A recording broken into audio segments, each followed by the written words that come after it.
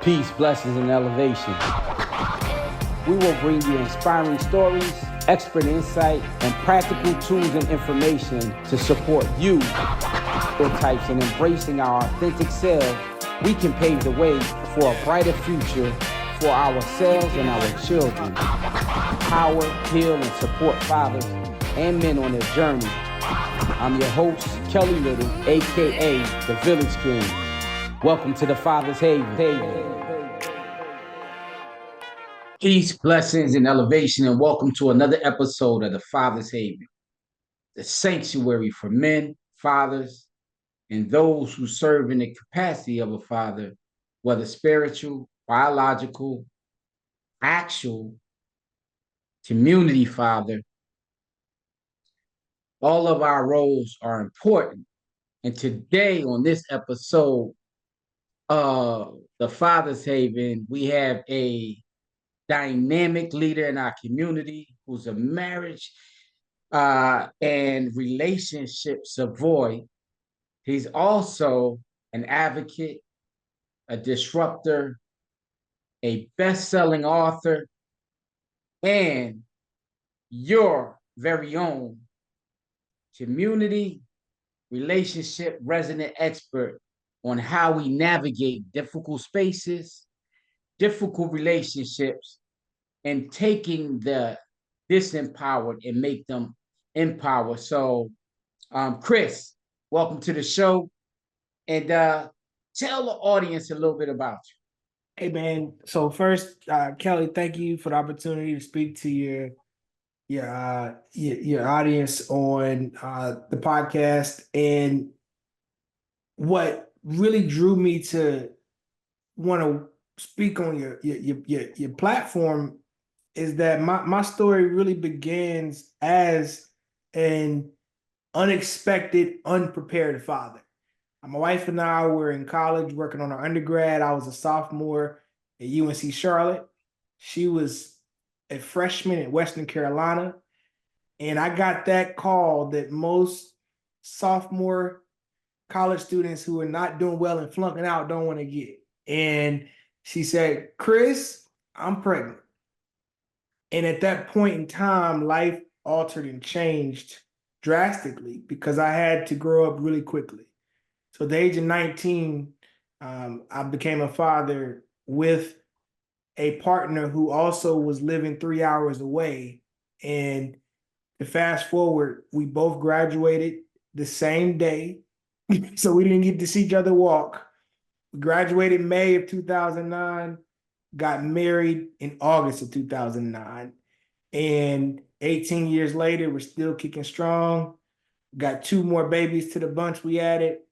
And I start with that story because a lot of young men that I've met along my journey have a similar story. But the difference was we weren't taught when I was coming up that you had to have the baby and the wife. It was just, man, I'm gonna take care of my kid, right? I grew up with the 90s hip hop, and it was cool to be a dad, right? So I was out of that deadbeat dad phase. So I knew I was going to be a father. When you mentioned in my title as a disruptor, the disruption happened early on in life because I didn't tell my homeboys I just want to be a father. I said, hey, I want a family. And that had to start with me learning how to love and respect my son's my son's mother, which ultimately became my wife. And I tell folks, I parent through my marriage. Right? I make sure that it's a system. It's not just be a good dad. How am I a good husband, father? And when you look at the word husband, I heard this isn't an original statement of mine, but I was listening to an Instagram reel in the person said husband, that band part. The husband bands the family together, right? And that's what I look at my role as. Number one, husband, father, and I try to provide that same role to the community by way of my work as a marriage and family therapist. Look, so you really started off with some fundamental concepts for us to really dig into, right? you shared part of your story, which was becoming a father at 19 years old. So, Chris, let's unpackage that a little bit and talk about what were some of the initial thoughts that come into your mind. How were you able to continue on through school and finish on time and still maintain a healthy relationship with at that time, a girlfriend who was 3 hours away, who later became your wife? Yeah. You know, there's a gentleman by the name of Quan Bryant. You know Quam as well. I was interning at the Mecklenburg County Health Department. My direct preceptor was Keith Cradle. Quam Bryant was part of the program, and then Adrian Sundiata was another program leader as well, in addition to Reggie Singleton. In a nutshell, I had four phenomenal men that poured into me during a time in my life I needed men to be present to show me what a man looked like. All four of those men, in a nutshell, I owe credit to for helping build and mold and develop me during that stage. And Quam in particular, I lead with Quam because he was presenting for the male involvement program as a contractor. And it was during a graduation ceremony of a cohort of men, fathers that were there. They were young, incarcerated fathers. And they were on a work release program. So they were soon to get out. And Quam and Keith and Sundiata were pouring into these brothers. And Quam was presenting. And they had all the families there. And Quam begins his presentation by sharing how he was really looking forward to the weekend because he was going to spend time with his daughter. And at the time, his daughter was less than 10 years old. She was under 10. So the audience goes, "Oh," right? And Quam says, "No, it ain't sweet. Ain't nothing sweet about it." And I'm like, "Oh my gosh." Everyone goes, what do you mean it's not sweet? And he goes, "There's nothing sweet about me not handling my business. So I got to ask another man permission to see my daughter this weekend." I've never lost my win before outside of a tackle or a hidden football. Mm-hmm. I lost my win. Kelly, I didn't have any breath left. I was gasping for air as if I had oxygen because his words punched me right in the gut. And in that moment, I said, there's no possibility that I will not be with my girlfriend at some point as her husband. Because, and this may not be the answer everybody thought I would say, the pride in me, I would be I get blended families. I counsel a lot of blended families. I know myself. At that time in particular, I did not have it in me to have another man raise my kid. I was like, I'll die. I'm gonna die to make it work with this woman before I have to be Quan telling that same story of asking another man permission to see your kid because you didn't do what you were supposed to do, and the wife or the mother of the child ended up finding somebody else. So that really was the preparatory step in addition to the four mentors. Your other question, I was able So hold to. on. Oh, keep going. Before we get into the second part of that, since you gave a little overview of how Quan's statement actually pretty much put an exclamation point on what you was to become in terms of a father based on listening to that statement and determining in that moment that that wouldn't be you. But you mentioned three other powerful brothers. And so I want to dig in just to bring to the audience's attention why it's important to not only step up in that role of fatherhood, but the importance of having elders and those whom you respect to be able to guide you so that you can navigate a path of what true manhood was. And so let's start with Keith, and then go from Keith to Brother Sundiata and finish up with Reggie Singleton. All amazing individuals who have took men through rites of passage and positioned themselves to be accountable for being strong, not only leaders, but at that time, Keith Crater was just a father figure and later became a father. But speak to them a little bit.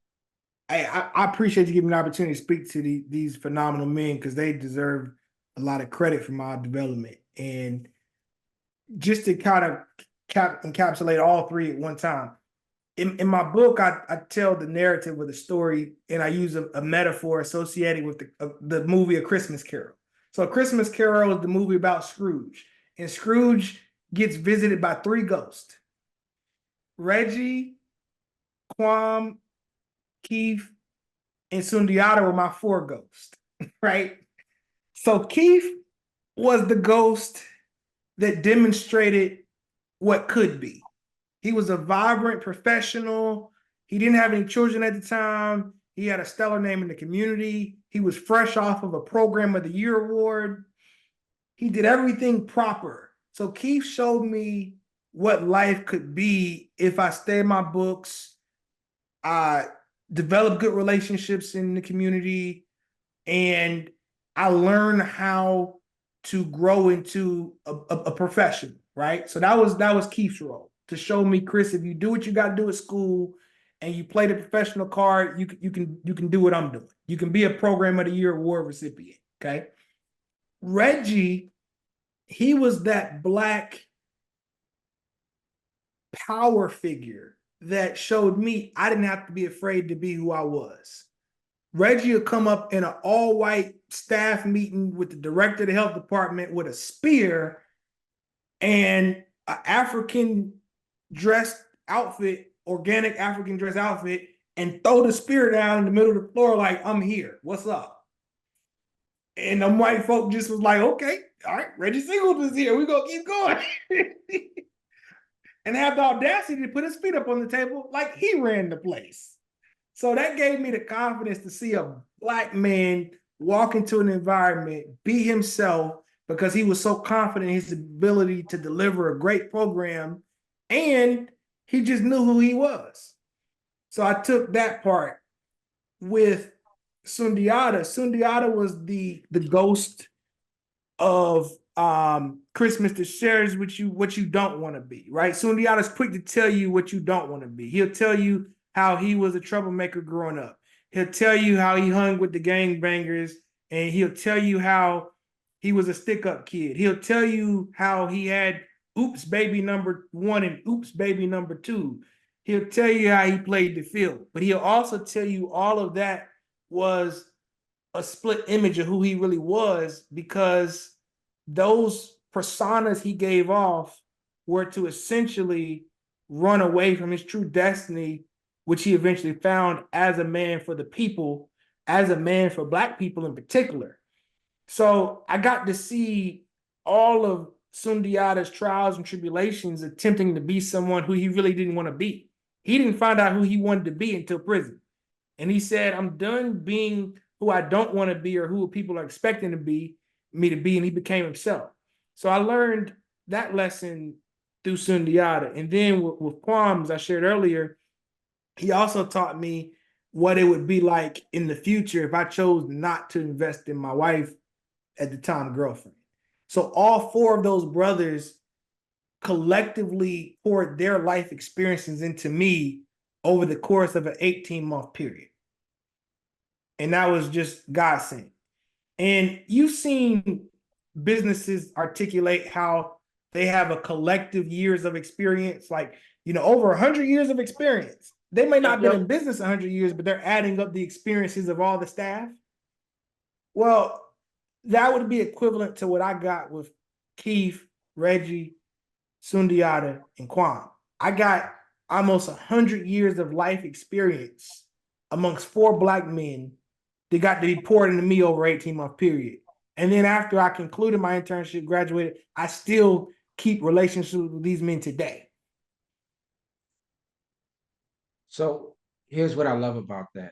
When you think where you were at that phase in your life, you had, at that moment, Keith represented a sense of vibrancy and vigor.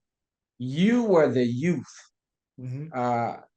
Brother Sundiata is next in line between the other two. And so there is a mold in a space where he figured something out and he shared with you. So that was a sense of vulnerability. When we say Father's Haven, we should be thinking about a refuge or a sanctuary where men could be their authentic selves. It took Brother Sundiata to be in a space where he no longer had complete control for him to spend time with himself and get to master who he was from the inside out. And that allowed him to come out and operate into the individuals who was aligned with his true self. And then to your point, when you speak to Reggie, you spoke about Reggie, Johnny, Chris, Mark, Brian, whoever it is. And so in this instance, all three strong brothers, but they could represent, to your point, any person who's trying to navigate this complex persona that we call manhood, which is knowing who you are, abiding by a certain set of characteristics, your influence on community, which ultimately leads to you becoming the not only the relationship expert that you are, but the confident individual who realizes that without community, healing doesn't occur. So Yeah. talk to me, how do we leverage your expertise, not only in marriage counseling, but essentially an individual who went through a 18-month period, which I would consider a rites of passage into what fatherhood was. And so that is the multiple levels of manhood, brotherhood, fatherhood, and parenthood all in one that help you to be able to navigate with that expertise component of relationships and counseling and therapy. This allows you to help men navigate toxic relationships, and really just identifying what the other partner needs. So talk to me a little bit about the navigation or the journey that we go through, particularly being conditioned in a society that tends to look at men as just providers and protectors, and then women taking on the role of a man. And so how do we use your skill set to change the normalcy of what I just shared? I believe the major agent of change is the relationship. When you look at any counselor or counseling process, all the research will show you that the alliance or the relationship you have with the counselor is going to be your number one agent of change. In my story, I was able to find phenomenal Black men that I could develop an alliance or relationship with that evoked as my major agent of change. Keith's relationship with myself enabled me to see the value of organization, of structure, being on time, having a professional persona.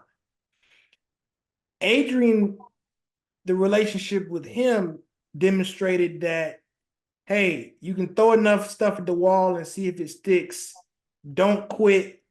You're going to be held down. You might get held down for 7 years for something you didn't do, but you're going to come out even stronger. So the sentencing of I'm about to be a father, because at the time it felt like a sentencing. Like a judge got 18 years. That's what it felt like. I wasn't anticipating having any children. But Adrian, through the relationship, he showed me, hey man, you got this, right? Like you can do this time and not do the time just to do the time, but you can actually develop another human being at the end of that. With Reggie had such an esteem about him, right?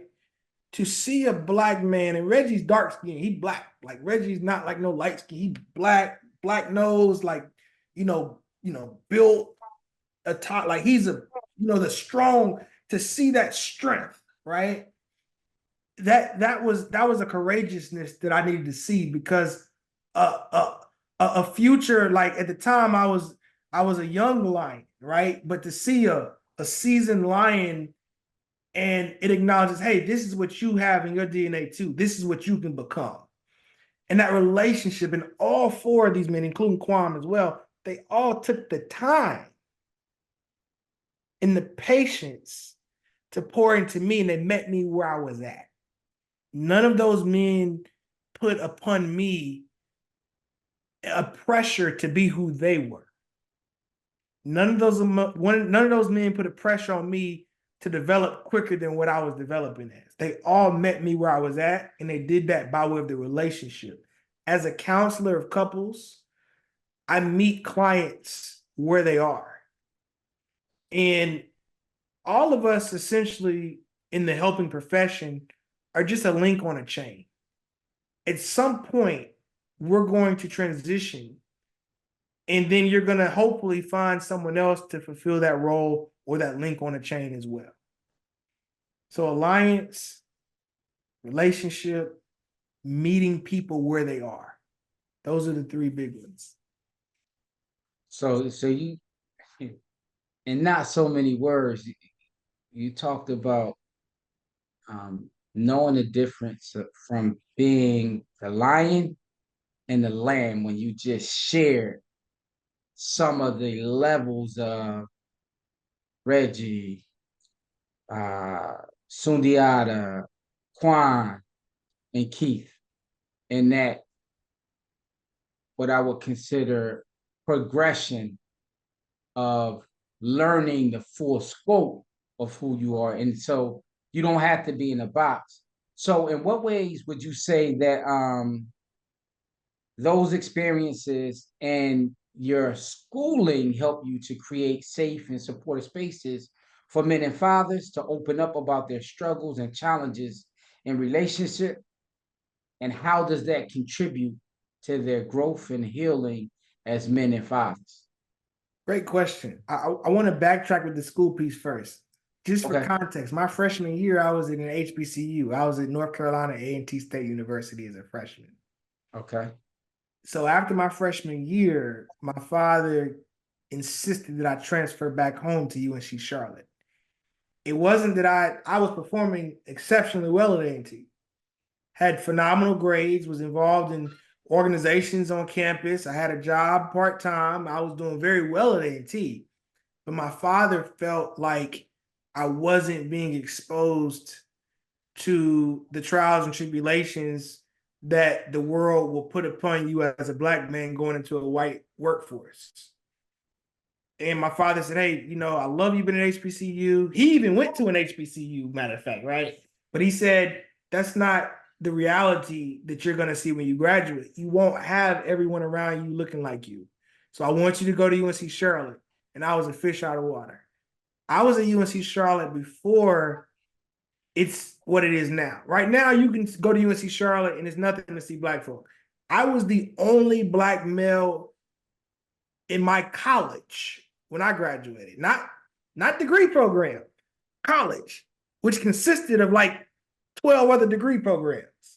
My father's on the recording watching me. He's like, dang, is Chris the only black man? Like, you hear him whispering as he's recording my graduation. Dang, I don't see no other brothers in here. I guess he's the only black guy. And you hear him saying this on the recording while I graduate. I give you that context because, per your question, the health department, the 4 men at the health department I interned under, they were there to be the air bubble because they were working within a context operated by white folk, right? I'm in a school being taught by white folk, but those 4 men in that experience enabled me to use the education to help my folk, to help us, and have a pride and an identity. It's so easy to lose your identity as a prideful black man when you have people telling you by way of snap judgments and microaggressions, you ain't nothing.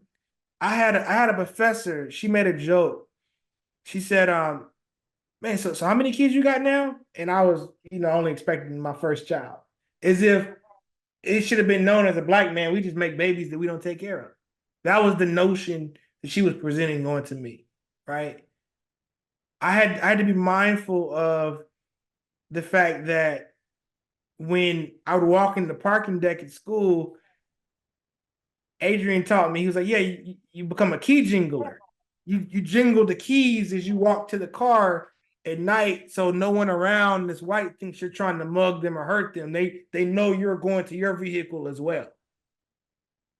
Right. So a lot of the we call them contextual factors, right? The contextual factors in which I was immersed in, it was so multidimensional. I had these black men, I had this white institution, I was a transfer from an all black institution. I'm a unmarried black man expecting a child. And in the fascinating part, Kelly, my wife and I weren't able to get married until we graduated, or we would have lost our financial aid. So it wasn't that we didn't want to be married. It wasn't that we didn't want to have that union where our child could be born into a marriage. We couldn't. We would have lost our financial aid to go to school because of the FAFSA was under her father, her stepfather, who was in the military. So she was all military, right? And I was getting assistance because of my parents' income and things of that nature.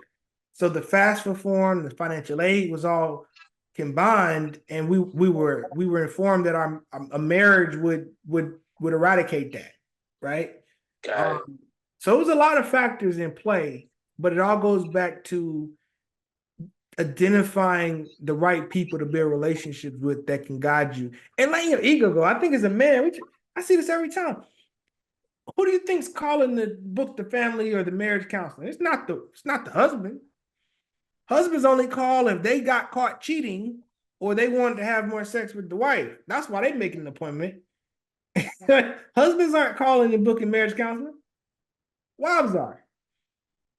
And that leads me to believe a lot of men are not taught. We're not taught how to ask for help. It's not that we don't want to ask for help. We're not taught. You have to be taught how to ask for help. Luckily, I'm the youngest of 3 children. So the youngest of 3 children, you're accustomed to asking for other people to help. Mother, father, brother, and sister. So I was groomed and raised in an environment as the youngest of 3 children to be okay asking for help. I had to ask for other people for help. I was the baby.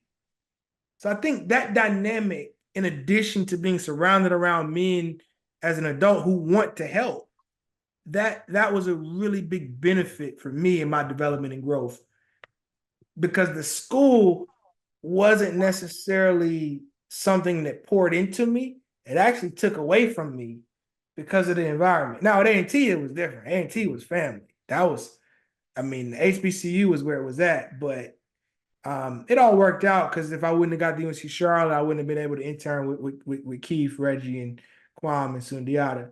But I just wanted to make sure I highlight that all of it matters. Every environment you're in, whether it be a formal education, internship, people, all of it matters. All of it builds you up to who you are. When I listen to you share that, I'm often kind of contemplating, but at the same time, marinating and thinking of, like, your Frederick Douglasses speak to how struggle helps us to elevate and progress because it puts you in a position to do things that you wouldn't have normally done. Mm-hmm.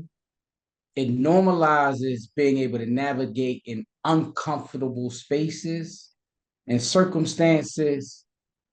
And it teaches us that there are so many other resources available to us when we open our eyes. And so the other piece of that is the exposure piece, right?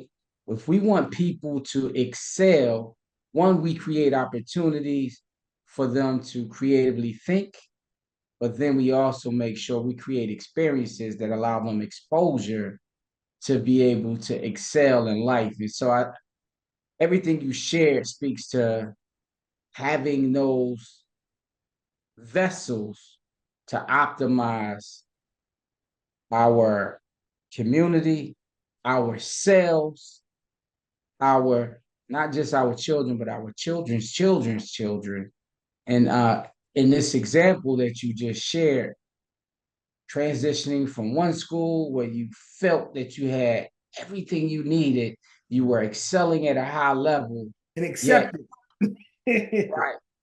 And your father, though, he also saw that, look, yeah, you're going to do well there, but what happens when you get put in another environment? And I know it because I went into the military. Actually, my high school was very much just like you said, like all through middle school, it was in my neighborhood. I made a conscious decision to go to a high school that had people from everywhere and they were high performers. And this is because I played sports and were good. But because of that, it allowed me greater opportunities later on down the road.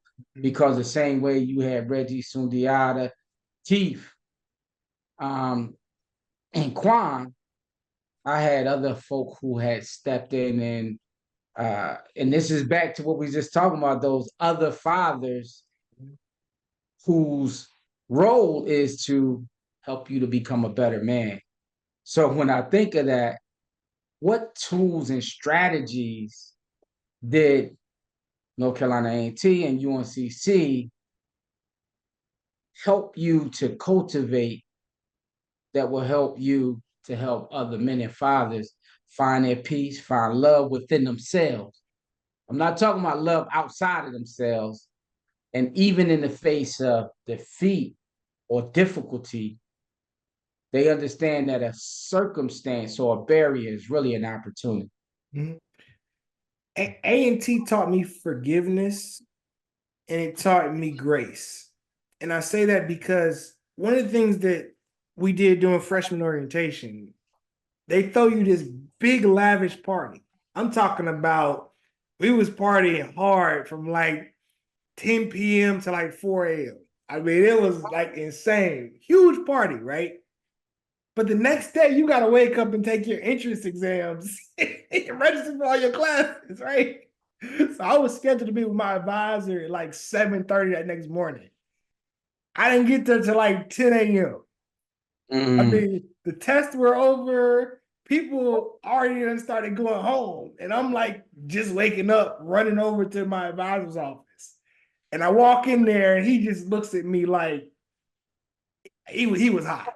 He was about to leave and go home. And I'm like, hey, I gotta take my test and register for my classes. And he was like, you know what time it is? I was like, yeah, it's 10. He was like, what time are you supposed to be? I was like, 7:30. And this black man, it was a disappointment because he was upset, but he gave me the love and grace and the forgiveness to still register. And he said, make me not regret this. In my freshman year, after that first semester, I was able to exhibit all A's and B's. And I bring that story up because I don't know if I would have gotten that same. Well, I know I wouldn't have got that same grades at UNC Charlotte. So A&T taught me grace, it taught me forgiveness, and it taught me how to look at other black folk differently. Like we would have these stereotypes that you don't do black business with black people. Black people are responsible. All that stuff that's not true, right? You don't look at the black person. White people can do you dirty just like a black person can do you dirty in business. So A&T taught me to love my people. It taught me to love being a Black American. And a Black American is its own subset. Why? Because when I did the DNAancestry.com, they can't tell me the tribe I'm from. They told me I might be associated with Benin and Togo, which are two West African countries, but I don't know my tribe. They don't tell me what language I spoke. So if you're a Black American and you can't trace your lineage to a culture or a tribe or some type of specific community within African-based content, if that's where you derive, then you're an X, like you're X, right? Like I get the Malcolm X. I don't know what my tribe was. And A&T taught me to be forgiving, graceful, and provide an understanding for the Black American, which I am. UNC Charlotte taught me the competitive edge. Nobody's gonna save you. Chris, nobody cares you got a baby coming. Don't nobody care you doing bad in school. Don't nobody care your parents got divorced. Don't nobody care your brother's fighting a war over. Don't nobody care your sister just got raped. Don't nobody care about anything you dealing with. You got to figure out how to get these grades. In my book, I talk about I was visiting my wife, and her family wasn't as receptive of me yet. So I'm trying to visit my wife.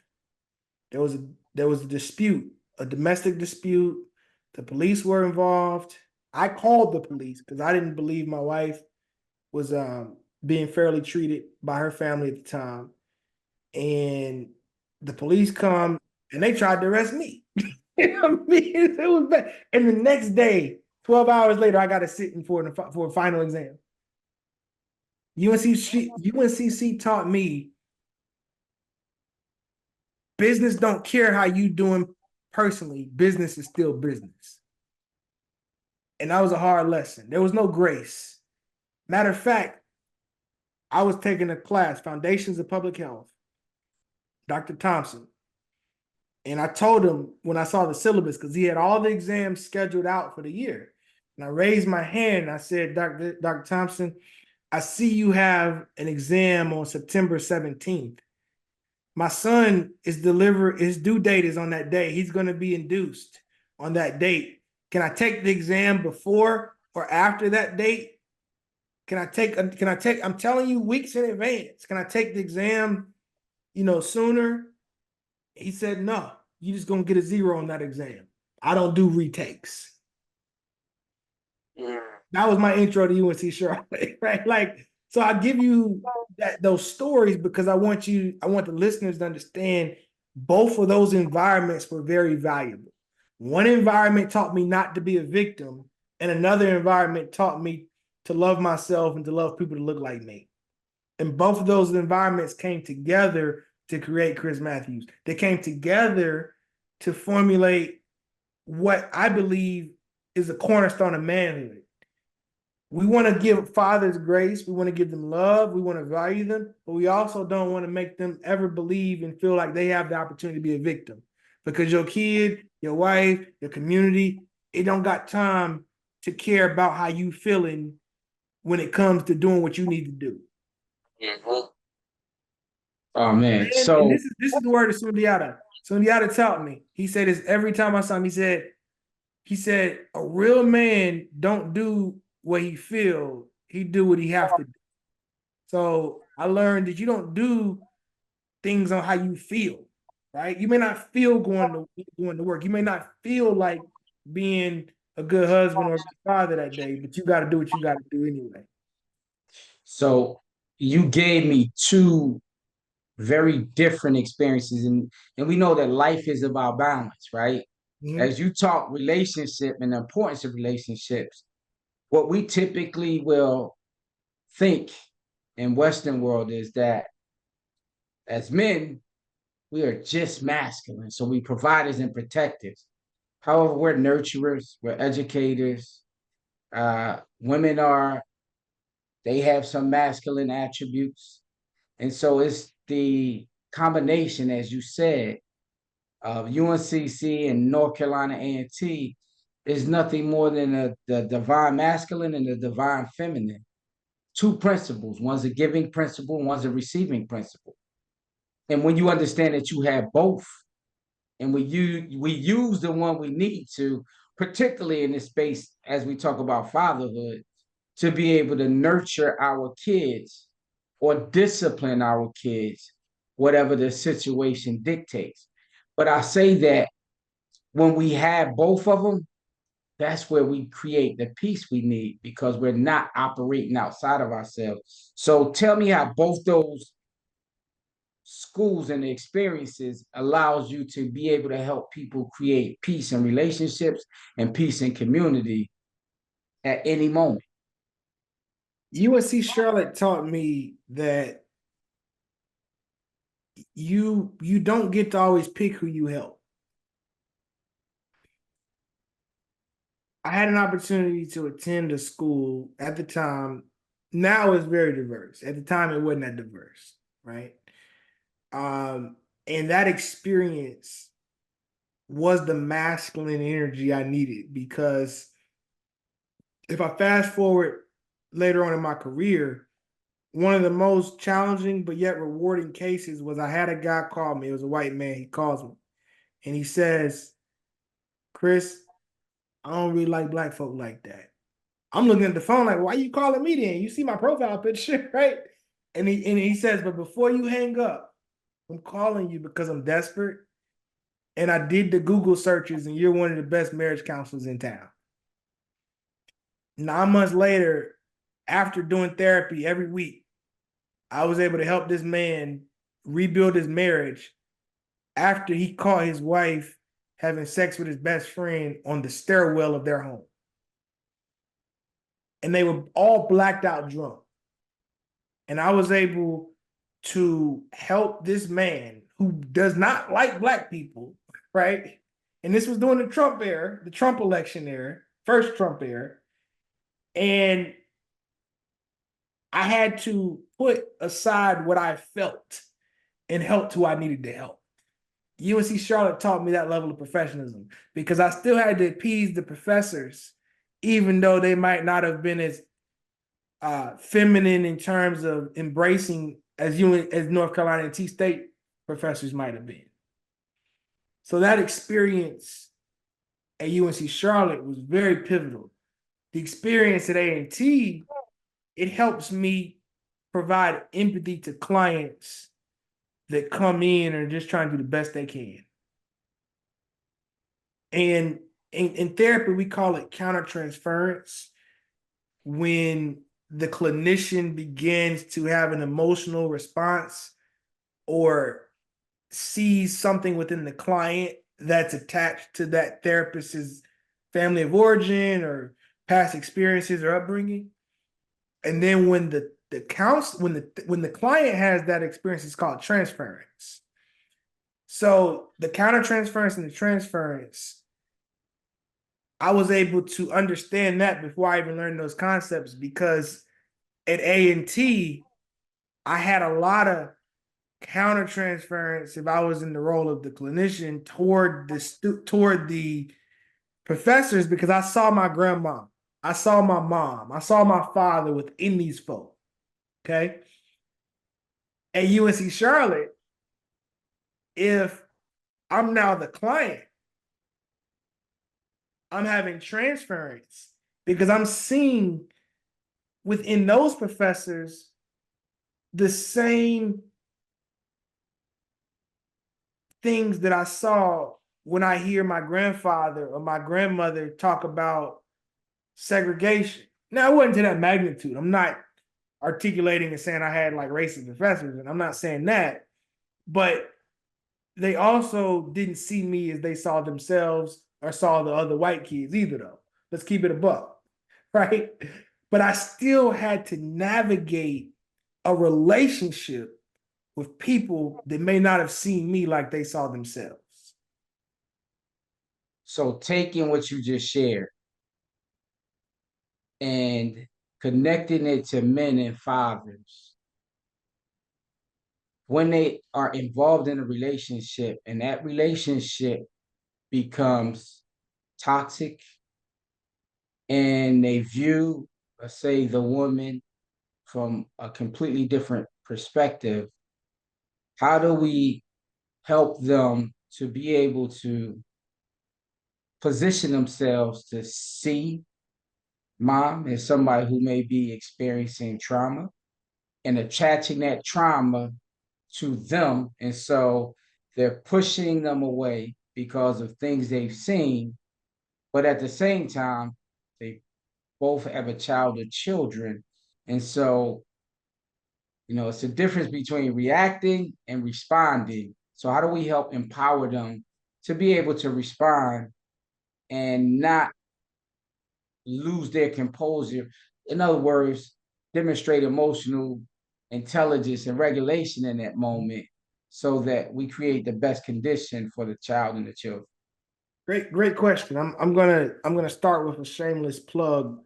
I'm a writer for a magazine, Code M magazine. They're out of Cleveland, Ohio, and the magazine is one of the largest publications tailored to Black men in the country. So all their content is exclusively for Black men, and I have the humble pleasure of writing for this magazine. And the article I have coming out actually next month, so next week, is called Baby Mama Without the Drama. And I provide 6 key steps that men, but Black men in particular, have to follow if they want to navigate a solid drama-free relationship with their child's mother, who they're not currently in a relationship with. And I'll just share a couple from the article. The first one, if you are not in a committed relationship with your child's mother, don't have sex with her. That is the number one thing that muddies the water and eradicates the clear boundaries, which makes the co-parenting relationship way harder than it needs to be. Number 2, make sure that there are communication lines that do not disrupt your systems. So what do I mean by that? If you're in another relationship with another woman, or if your baby's mother is in another relationship, don't have a private line of communication that doesn't enable your current partner or their current partner not to be involved, because at that point, you're creating unnecessary drama. Your lady is going to be figuring out why she doesn't know what's going on, or her husband or man is going to be figuring that out. So it needs to be an integrated system where all 4 parents in some capacity, regardless of how much they want to be involved, have the opportunity to be involved. So if you're a man listening, you're navigating a blended family or a co-parenting relationship where you're not with the child's mother, and you're now in a new relationship, or the mother's in a new relationship, those bonus parents need to be given a choice when it comes to the communication lines. Give you one more. Number 3. There has to be a harsh reality and an acceptance that, due to the fact that you are no longer going to be in a relationship with your child's mother, no matter what the circumstances were, you have to acknowledge that you can't outrun the consequences. And one of the consequences, and when I hear that word consequences, people think it's punitive. No, a consequence is simply the response to an action, right? That's all it is. It's the response to an action. So the response to the action of not being with your child's mother is that you have to disable any ego that tells you you don't need to be flexible. I pay child support. I don't need to be flexible. Shoot, nope, don't matter. I pay her bills, I pay out, don't matter. Don't matter. You have to be flexible when it comes to scheduling. Have to. You have to acknowledge that other people are involved, and like it or not, there's going to be some type of relationship with the mother. Because women, unfortunately, and I know it's gotten a lot better, but for the most part, women still, when you look at the criminal justice system or legal system in general, have an upper hand when it comes to what we call the ability to be a gatekeeper. In my master's program, I wrote a research paper on parental involvement amongst non-residential African American fathers. And the gatekeeping concept was magnified in relationships where those three things didn't take place. One, the father was continuing to have sex with the child's mother and he wasn't in a committed relationship. Two, the father did not communicate properly with his current spouse or the child's mom's current spouse. Or three, there was this ego that disabled any flexibility to navigate win-win situations when it came to scheduling and when it came to time with the child or when it came to shared resources. So as you unpackage it in my mind, I'm thinking some other things like, for instance, as a male, I'm defeated or feel defeated because, to your point, it appears that mom had the upper hand, and she only had the upper hand because one thing women do really well is when they don't know something. And back to when we was talking about ego a minute ago, see, mom sometimes will call auntie, our cousin, our friend, so they got all this background information. Everybody, Well, yep. And so we look, you know what? I don't care. I'm just gonna do this. I might move away or I just suck it up. I've seen men, and this is where child support is where I see men have kids in the home with them, and they're still paying the child support because they just don't want to navigate the system. And I get it, but in order for them to have their peace, sometimes we have to confront and back to there could be no progress without a struggle, so that we learn to create that sense of peace. Because two things. One, I hate hearing somebody say, look, I gotta babysit my kids. Well, how do you babysit your kids? That's your child, right? yes. So getting us to a place where we understand that we have equal footing and equal opportunities in that relationship. And so we have to go through the trials and tribulations of finding out who we need to talk to, getting that extra time we want, because you mentioned something almost at the top of the episode around deadbeat. And so I used to tell judges and different folk, and even the term of the word non-resident, like you said, when we probe and have conversation with males, they can't stand some of those words. You talked about how we look at the thought of the one professor who said, well, you know, who was inferring that you had many more kids at 19 because you were a man of a certain hue, okay? But in reality, when you do the research and the data, what the research and data says is that the most involved people when they Black men. Yeah, black men are more involved. But the reason why non-residential is there is because the data is skewed. They look at marriage. So even if you're a uninvolved married husband as a white man, the research is going to give you the credit over a non-married black man that's every day involved versus the white man. He might not even see the kid, but on paper, he's married. So they're going to count that as a win versus the black man who could actually have full custody over the kid. Yep. And psychologically, let's say the rich dad who's in the home, but has a chauffeur and have everybody doing his work. So he present, but he has no presence. And that's more damaging than not even being in the home at all and having any engagement. So this is something, this is a statistic I would love for people to look at. How many mass shooters come from two-parent households? A lot of the shooters that we've seen over the years that were white men, white boys, had both parents. But let's dive deeper. What were the involvement levels of those parents? We know that attachment is formed from 0 to 5. If you don't, as a man, women too for that matter, but I'm just speaking to men, if you don't as a father actively pursue developing a strong attachment with your child from the 0 to 5, it's virtually almost impossible to get that back.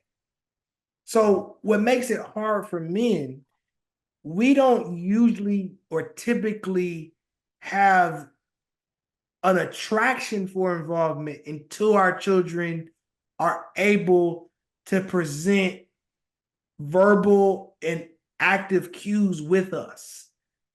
So that 0 to 1, that 0 to 2, I call that a deployment phase. It's really challenging for a lot of fathers, a lot of men to suck it up and do the minuscule task that aren't as fun, but develop an attachment because we like validation. Men like that reciprocal interaction, and you don't get a lot of that with a 2-month-old.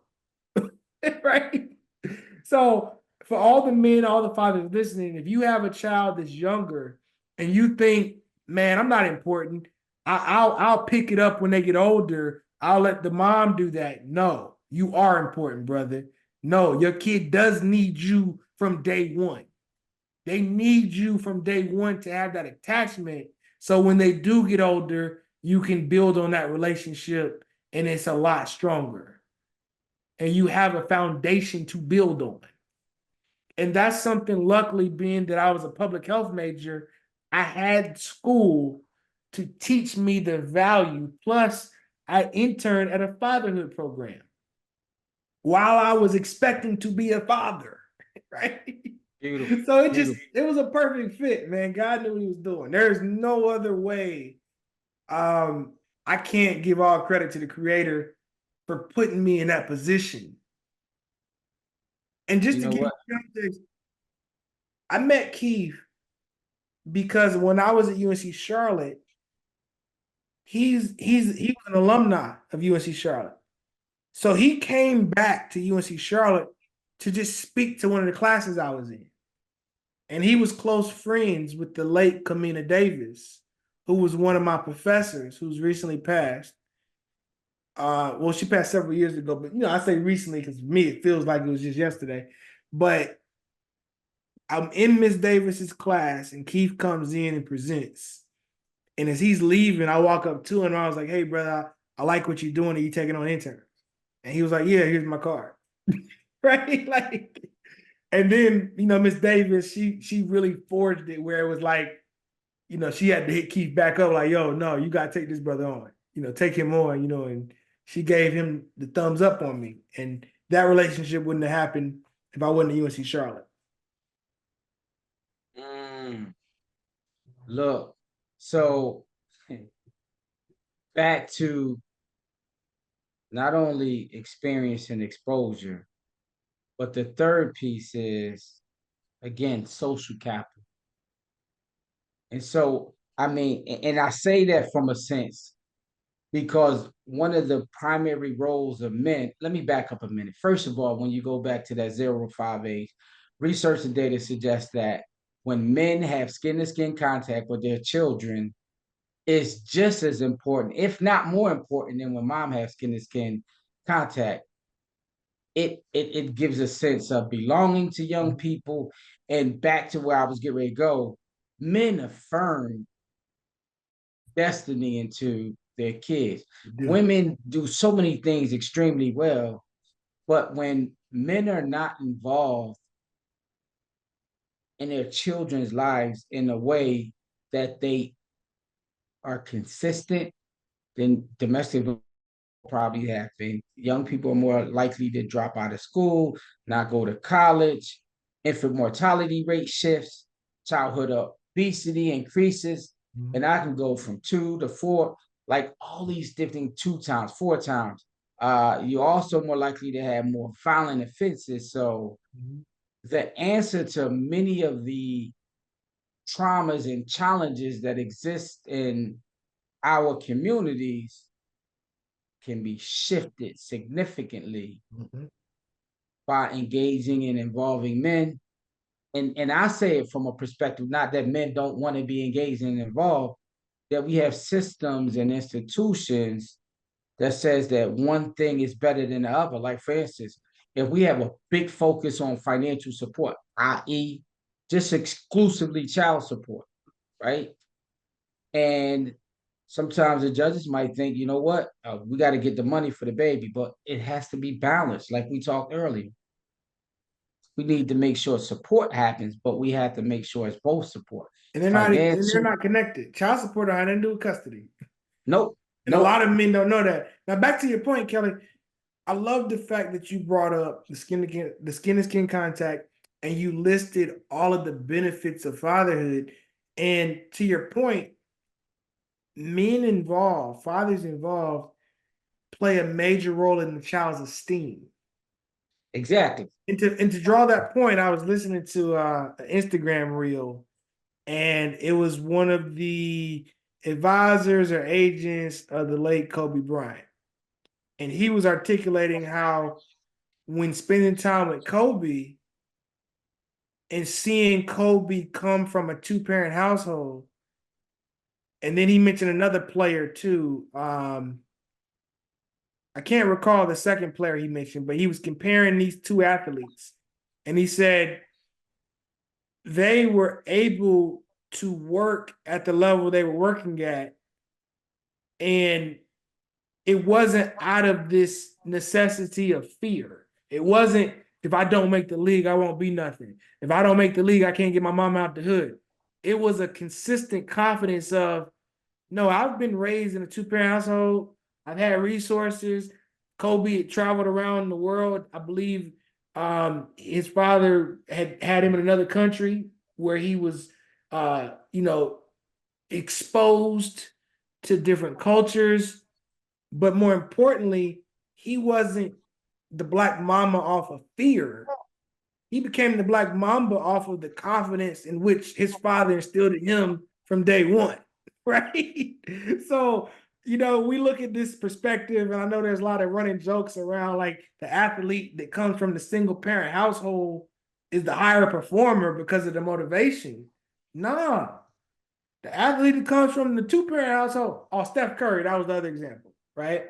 So I want to bring that out because we sometimes use this word called resiliency, resilient. And I Hate don't it. like that because I think resiliency is usually a positive spin on something that was missing. No, like you don't need to have a traumatic experience to be good at life. You don't need to be without a father to have resiliency, or you don't need that, right? So I think there's this notion that dads will say to themselves, which is a lie. They'll say, and they'll be out without me. Or a lot of fathers listening might think, man, my kid might be better without me. No, bro, they won't be better without you. They need you in their life, right? And that's a falsehood that I think, as I worked with a lot of men, they felt so down and out because they didn't have a father that they felt like they wouldn't be good enough if they were there for their child. There was one brother I was working with through the fatherhood program, child support. He said, I didn't want to go pick my daughter up because I only had $1 in my name and I couldn't take her to Carowinds, or I couldn't take her out. I said, could you take her to the park? He was like, yeah, but I wanted to be able to buy everything, so I didn't take her at all. And I just want to discredit that false mentality. At the end of the day, brothers, the most valuable thing you can provide, it's not money, it's not buying your kids Jordan, it's your presence. And that was my T for time too. It's time. But so I wanted to go back because when we were sharing just a minute ago, and I was talking about this notion of men and fathers, and sometimes we see them get in a place, they're frustrated, they're overwhelmed, and like systems and institutions tend to tell fathers that okay, right? It's a difference between visitation and support. Now they say it's a difference, but they prioritize the financial support. And I can speak for, like, right now, I can think of about 30 fathers I know who I've been working with. They've been paying what they can for support and just depressed because they haven't been able to spend time with their child. And it's not because they don't want to. And so, how do we keep them encouraged and create that space, not even that space, create that peace for them from a clinical standpoint so that they don't give up? And I know one of the ways is creating support groups where you get the encouragement, because healing happens in community. But give us 3 strategies for men and fathers to create their own peace in the absence of it. I love that question, and I'm gonna share the strategies, but I'm gonna do it by way of this brief narrative. I was working with a father, white man, very wealthy. I'm talking about like multi-generational money. His grandfather's grandfather owned a line of supermarkets. Like, so this, I met him through another colleague, and he was like, "Yo, I need you to counsel my guy." And I was like, "Who is he?" And he told me, and I was like, "Oh, okay." So I bring that context of this man being wealthy because he had everything, but the one thing he wanted. The one thing he wanted was a relationship with his children. He had 3 children from his first wife, and she was just trying to get the bag. By the time the 3rd kid was out of diapers, she divorced him. And not only did she divorce him, she wanted to hurt him. And the way she hurt him was she did everything in her power to make sure she didn't have a relationship with those kids. And he said, "Chris," one day we were doing some counseling, and he said, "Chris, it just feels like an uphill battle." He said, "What can I do? I can't physically see him. She's brainwashed him. She's manipulated him. Like, what do I do?" And I said, "You know how you can read biblical passages and they still hit, and that was written, several years ago?" He was like, "Yeah, what's your point?" I said, "If you journal, if you write to your children and they read it later in life, would that still be valuable?" And he was like, "Yeah, but what about now?" I said, "That is now, because now is forever." So the number one strategy I have for all the fathers listening who may not be able to have direct contact: develop some form of literature, whether it be every day a diary in your phone that you can transmit to a PDF later on, an actual picture book, letters. Now, I'm not just talking about something I don't do.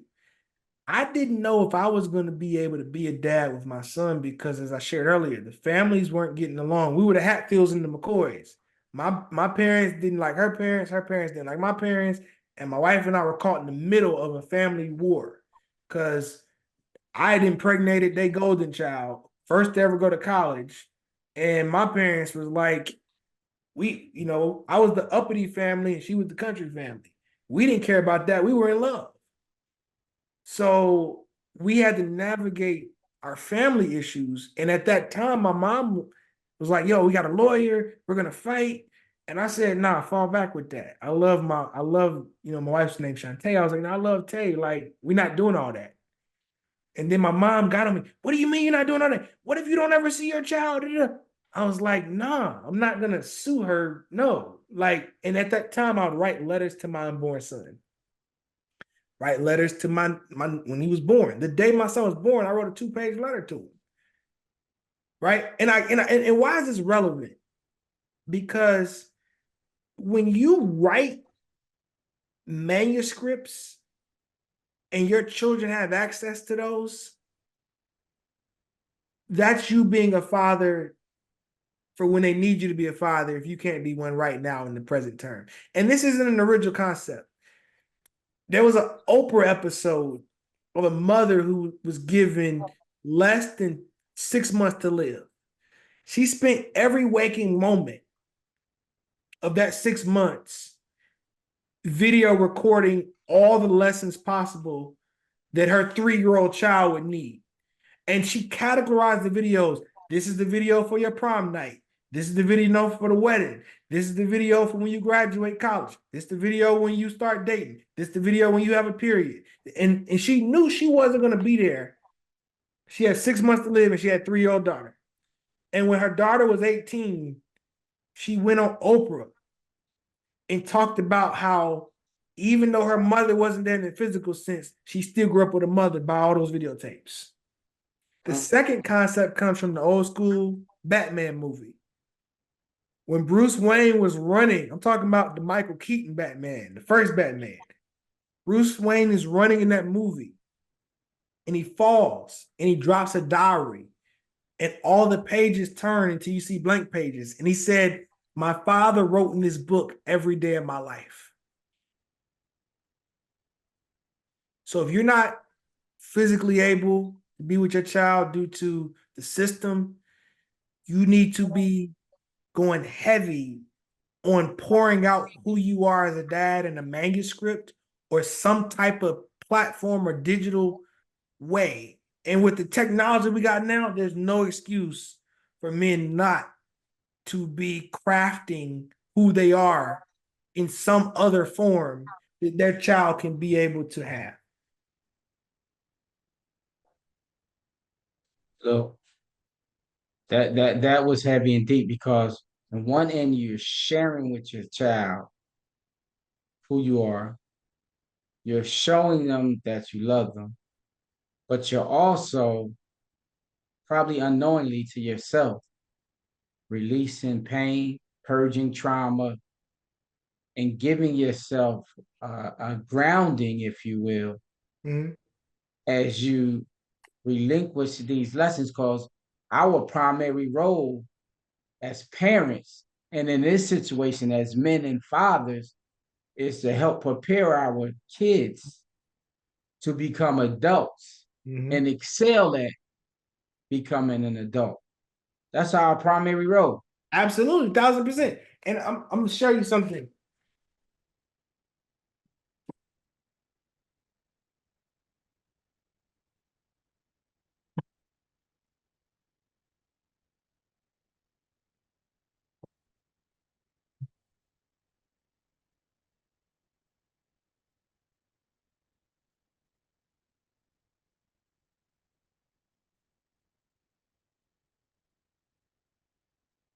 So this book right here is what my son asked for his 5th birthday. I mean, his 8th birthday. I did a book like this for my daughter for her 5th birthday. So this book is a picture book for my son. And in it, I have letters that I wrote. You can't see. I have letters that I wrote to him. And he'll have this book for the rest of his life. And it talks about experiences that we have. And I wrote letters to him talking about who he is. And Black Panther, when the main character was getting beat, and Angela Bassett, the mother, said, "Remember who you are." I believe it's one of our top jobs as fathers to make sure our boys, especially our young boys and our young girls, but definitely our boys, remember who they are. And go ahead, because I was going to say the beauty about what you just said is we got to remember we can't remember who we are until someone tells us who we are. That part. And I'm telling my children who they are. You come from a particular family that values education, honors God, that values being a productive member of society, that values how we treat people, that values being a good person. So what is a good person? what are your roles, right? We value finding out your strengths and your talents and pursuing activities that better those strengths and talents so you can provide your gift to the world, right? We value relationships. You're able to see every day how I treat your mother and how your mother treats me and how we treat you and how we provide experiences for you, right? That's something in which children can forget when they go off to college or when they get older, because we also know, based on human growth and development, at a particular age, children begin to take the opinions of their peers greater than the opinions of their parents. That's natural growth and development. It's not a bad thing. It's our job to make sure that we're investing in that time when they see us over the peers, but at some point it shifts. And when it shifts, is then our job to have taught them how to develop the right relationships with peers that are going to be able to pour into them. And those peers tend to come from families where the parents poured into the children. So that communal or community aspect is so vital. I'm not just looking at making sure that my children are around the right peers, I'm making sure they're around the right families. Mm-hmm. And I have to be a catalyst or an agent that reminds them of who they are and where they come from. And I utilize literature to do that. And I think that if I didn't see my son every day, if I wasn't involved as I am now, based on circumstances that the men that we talk to are not, what happens when you finally are able to unite yourself with your child? Because at some point they're going to grow up and be an adult. And imagine as you have that meeting. So I tell all the brothers, until we meet again, you're going to meet with them again at some point. What are you going to bring to the table? Are you going to bring the excuse? Well, your mama didn't let me, or, the system didn't let me. Or are you going to bring a collection of books and manuscripts and say, hey, I wrote to you every day of my life. This is the relationship that I had. And you can go back and read and get caught up on it. What is that? What would that do to the child that physically wasn't able to see their dad? But at 16 or 18, they get a collection of literature that dad wrote to them. Like right now, my son, he just started driving with his permit. He'll be 17 in September of this year.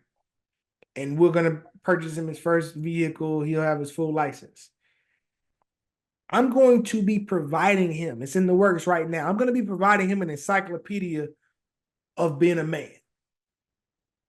And it's going to be written from his father. That's his book, because my daughter got a book like this, my son got this book, and my 17-year-old boy, he's be a junior in high school next year, he's getting an encyclopedia. And I've been working on that since the day he's been born. He's going to get a collection of all the letters that I've written him. He's going to understand my journey. He's going to understand the things that I went through. He's also going to understand the lessons that I learned. I get to give that to him. And my goal, hopefully, is that he gets to pass that down to his son one day. You said 7 generations, right? Yep. Starts now. That's right. That's right. Everything starts with a step. Look, you laid the stage with a plethora of gems for men to actualize in their life, for mothers who may not know who to reach out to when something may be happening to the child's dad, or maybe the child's dad is incarcerated or live across the country. We can employ these same tactics, these same strategies with family members who are natural supports. So as we come to a close, I want you to do me a favor, Brother Chris. Talk to the men how to prioritize their self-care, their emotional well-being, while still fulfilling their responsibility.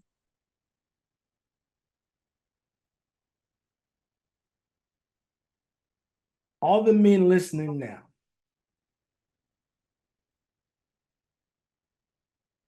you have to be honest with yourself before you can be honest with anyone else. And that looks like doing a deep dive, utilizing a pen and paper or your phone or your tablet, and simply write all the things you're good at, all the things that you're not good at, and all the people that can help you build what you're not good at and help you promote what you are good at. And I start that way because as men, we're doers. We like to do, right? One of the hardest concepts that I help men figure out in counseling is how to feel. That's the one thing we're taught not how to do. But we have to start with what we're good at and what we're not good at. We got to start with the assessment. From there, we can then better utilize our time to build what we're not good at and to utilize what we are good at. Why is that important? Because from a self-care perspective, a lot of men are hurting and struggling because they don't feel adequate. And the inadequacy comes because they don't know what we're good at. They don't know what they're good at. And I love the, I'm gonna close with the great Miles Monroe, Dr. Miles Monroe, the late great Dr. Miles Monroe. He said, when a man was born and built, or when God made man, he gave man work before he gave man a woman. And I want to break that down. Life is the riskiest thing you'll ever do. And you know why, Kelly, right? Because nobody ever gets out of it alive. Mm-hmm. So if you're going to do something that's risky enough, that's going to end in death, it's not waste time. And I can have the most fulfilling self-care after a good work. And I say that because you've ever had a really good workout, what do you get at the end? A great night's sleep. Yep. So to really have that genuine, it's hard to self-care when you looking at stuff you ain't take care of.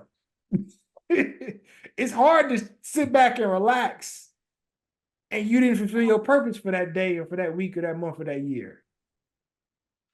So I'm turning this into a different approach. To better self-care, you got to know how you working.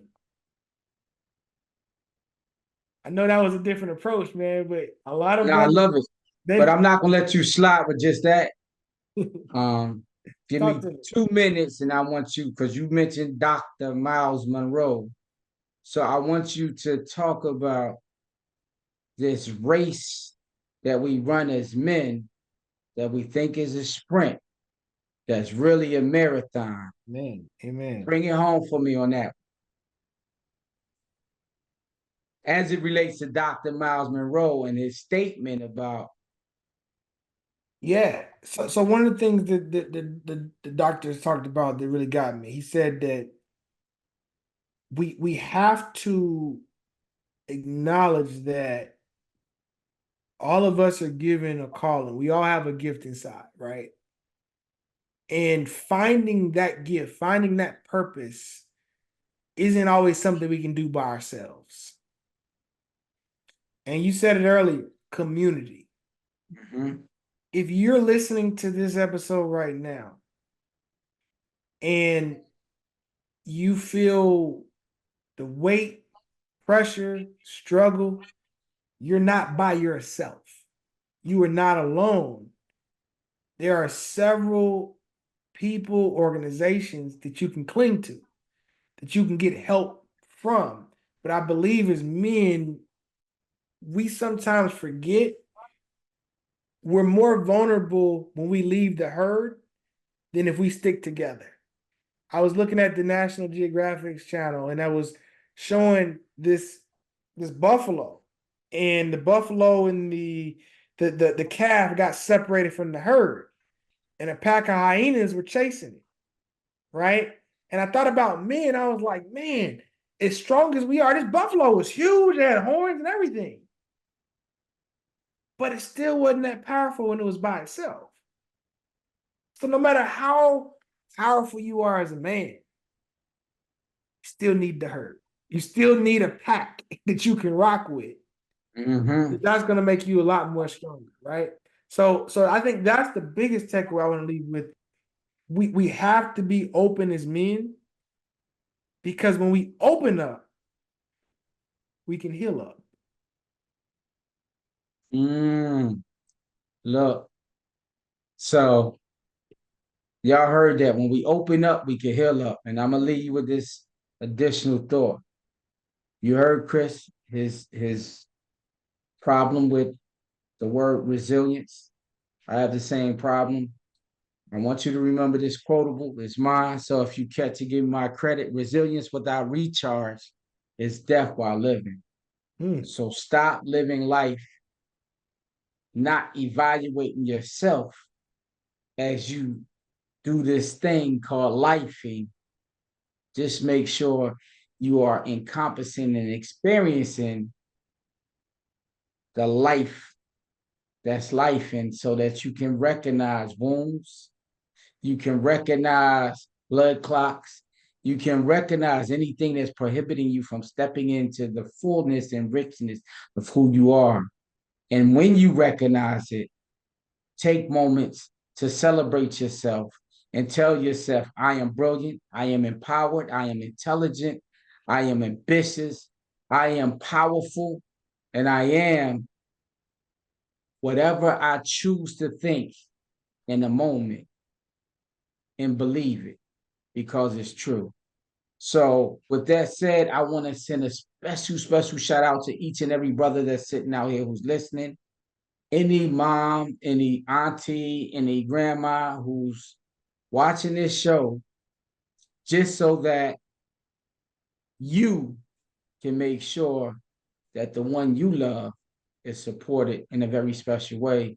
And shout out to my brother Chris Mathews for coming in, dropping jewels, providing you with some valuable, actually invaluable tools that will help you to elevate your perspective as a man, your perspective as a father.